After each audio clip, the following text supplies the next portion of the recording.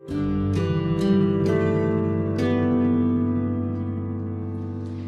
this is Ashwat from MidStar Washington Hospital Center.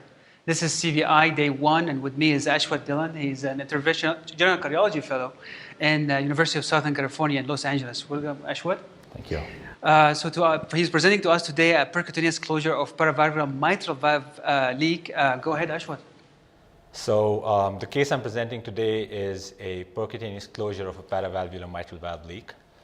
This is a 49-year-old obese male with a history of prior subacute bacterial endocarditis in 2011 that required a Bentall with a 25 millimeter St. Jude valve conduit and also required a mechanical mitral valve replacement. That was a Carbomedics 29 millimeter and subsequently a pericardial patch reconstruction of the aortomitral curtain.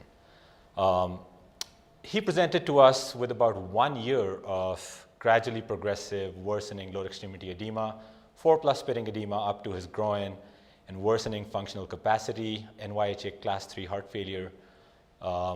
And this prompted a further workup, which included a transthoracic echocardiogram, which was extremely limited because of his body habitus, but did show normal LV function. And we noticed an elevated mitral inflow velocity that suggested significant mitral regurg. But we didn't have good images for the mitral regurg itself. So this prompted a TEE. And as you can see on this image, the mechanical bileaflet mitral valve prosthesis is opening and closing pretty well, but there is a paravalvular leak that's pretty significant. So we measured this leak at this defect at 8 millimeters. And this is a magnified view. The regurgitant orifice was 0.45 centimeters square. And continuous wave Doppler through the leak showed a regurgitant jet velocity approaching 5 millimeters per second and a regurgitant volume 63 cc's. So in this obese patient with an extensive prior open heart surgery, it was felt that this is not something that you want to take care of with another open heart surgery. The surgeons would balk at that. And we talked to the patient and we decided that we would do a percutaneous paravalvular leak closure. And given that he had normal LV function, we felt that his symptoms were most likely due to the paravalvular leak.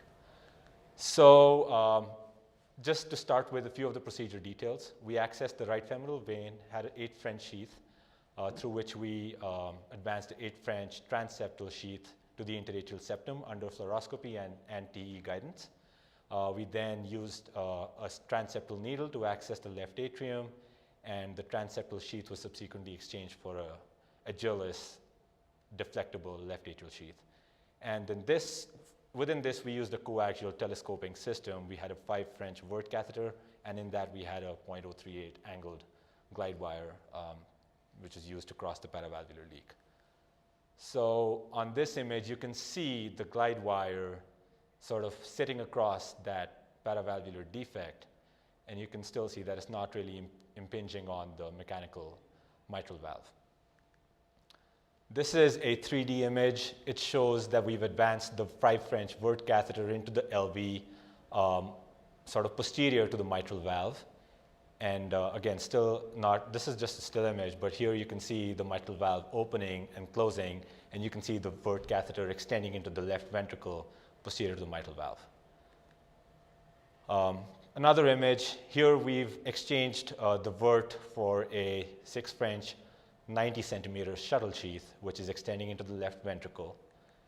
And we advanced it into the LV, and using the shuttle sheath, we deployed a 10 millimeter Amplatzer vascular plug 2 across the mitral valve leak, the paravalvular leak under fluoroscopy and TE guidance. And then subsequently, we confirmed correct position using TE and fluoroscopy and color Doppler. So this is an LAO projection showing the mitral valve prosthesis almost on face, and the shuttle sheath extending into the LV. You can see that it's paravalvular and not going through the valve.